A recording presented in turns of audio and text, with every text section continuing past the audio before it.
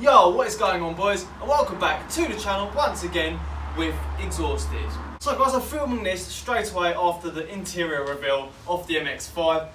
It's absolutely awesome. I'm really pleased with how it turned out. So if you haven't seen that video, be sure to go check out my previous video. To the point, what are we doing in today's video?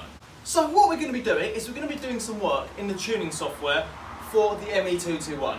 So what is that going to entail? Well, we're going to be setting up launch control and flat foot shifting in the MX-5, which of course is going to make our 0 to 60 times quicker because we're going to be quicker off the line and we're going to be quicker through gear changes. But yeah, also at the same time, we're going to be using that to make some naughty pops, bangs and flangs.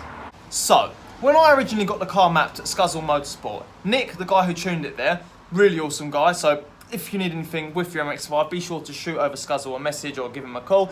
And yeah, for all your mapping and MX-5 needs, they're the one to go to. But yeah, anyway, Nick did put some pops and bangs into the map, which do sound awesome, but for me, they're a bit too subtle. And we want something ASBO level.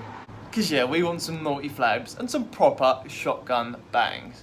So what I'm going to be doing in today's video is I'm going to be going onto the tuning software and showing you exactly how we can do this and giving you a full step-by-step tutorial on how to set up launch control and flat foot shifting in your MX-5.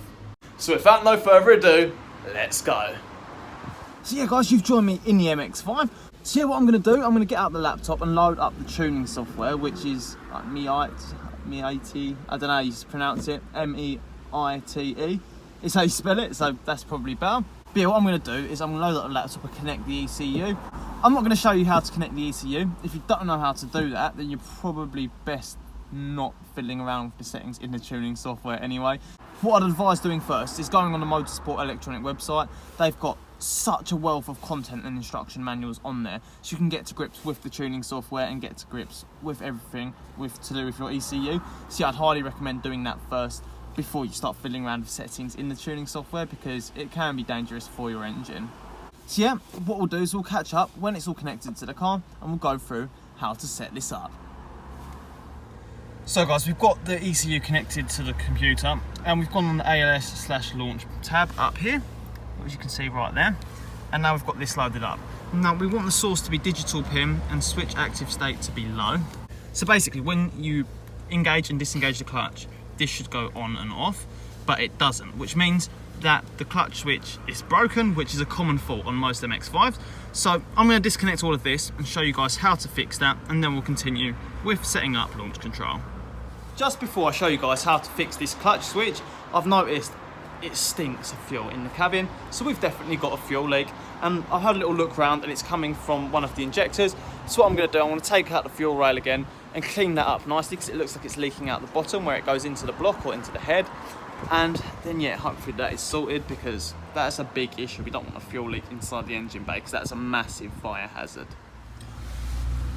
So first of all, you want to remove this cover, which covers up the steering column. Then if we go under here, and we're going to look at the top of our clutch, right there, there's a little silver box, right there. So we're going to have to disconnect that.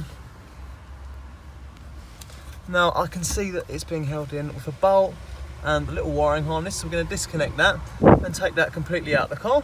But yeah, it's as simple as taking the bolt off and the wiring harness off and then pulling it out of the car. So when you've pulled it out of the car, it's going to look like this. Now, funnily enough, mine actually does work, so we're going to have a look what the actual cause of the problem is.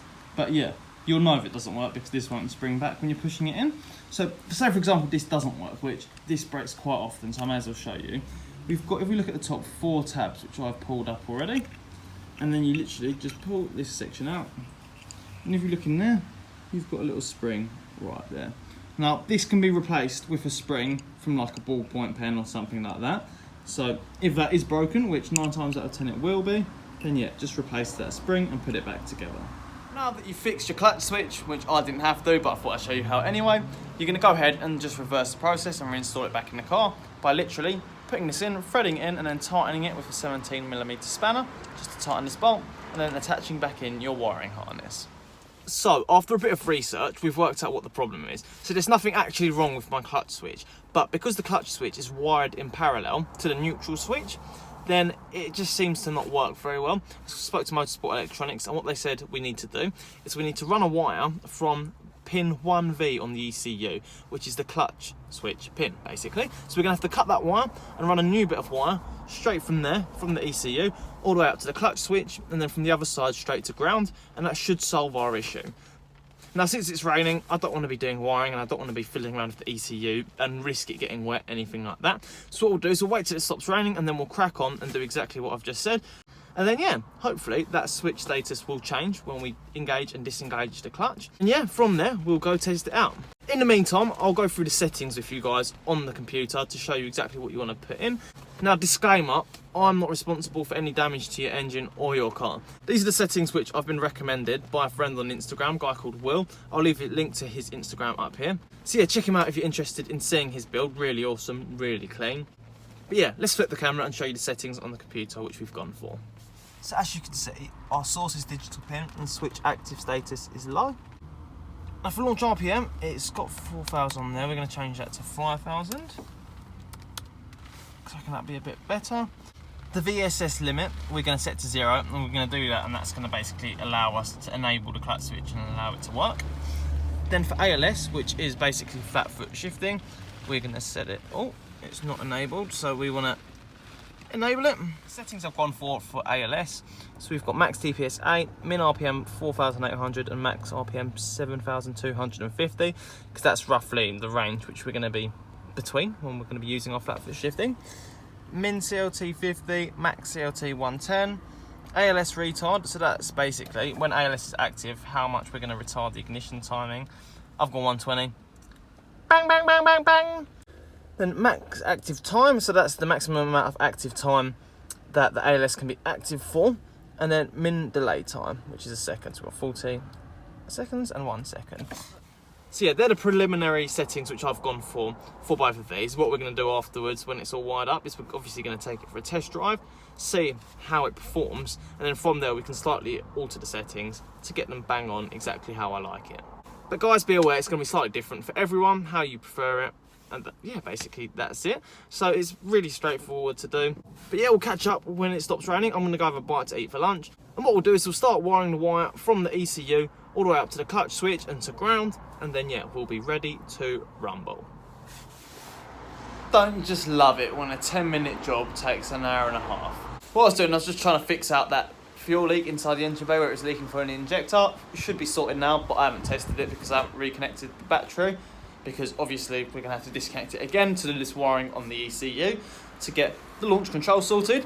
But basically I dropped one of the little spacers which goes in between the fuel rail and the head of the engine, and yeah, it took me 30 minutes to find out where I actually dropped it, and then after that it took me another 30 minutes to actually get it from where it was because it was so difficult to get my hands where it was, and I've got loads of tiny little cuts all over my wrist. Great.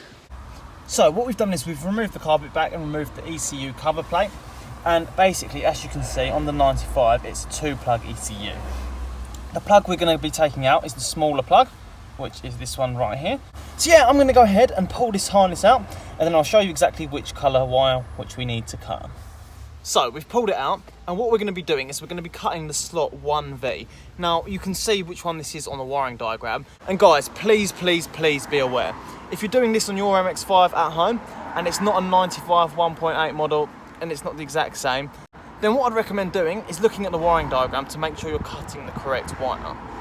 Also, what you can actually do is look at the colour of the wire on the clutch switch and match it up to this one, which I've done just to confirm that this is definitely the right wire, which I'm looking at, which it is, so I've double checked it and we're all good. So guys, 1V on this one is this brown wire for white stripe, and it indicates that exactly on the wiring diagram it has BR/white, which means brown with white stripe. And if I go look under there, which I can't be bothered to walk around there with the camera, but it is the exact same, trust me, I've already checked it. Basically what I've done is unwrap some of this tape so we can cut it a bit further up, so we've got some to play with and some to attach this all together. We're going to cut that brown wire and attach a new wire to it. So what I've done, as you can see, it's been snipped and we've wrapped a new bit of wire around that. That's going to be soldered very shortly. And with the other bit, which I'd snipped off, I've just gone ahead and put a bit of heat shrink over that just to cover up the metal part of the wire, just through that so we don't have any shorts, although there's going to be no power going through that now anyway, so yeah, it doesn't really matter, but you better as well do it. It's better be safe than sorry. So I'm going to go grab my soldering iron, solder all this together and put a bit of heat shrink over that, and then we'll route this bit all the way around to the clutch switch. So the clutch switch is finally wired up, all the settings are saved, and the map is loaded onto the MX5.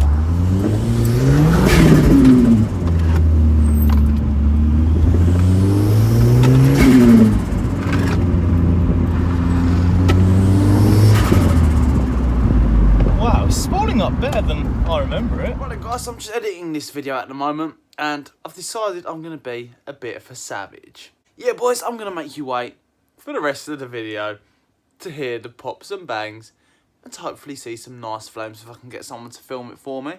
But yeah guys, I'm going to leave the video there. If you're new here, be sure to subscribe down below. And if you're already subscribed, be sure to turn on the notification bell to be automatically updated whenever the latest exhausted video comes out. And yeah guys, until the next one, adios.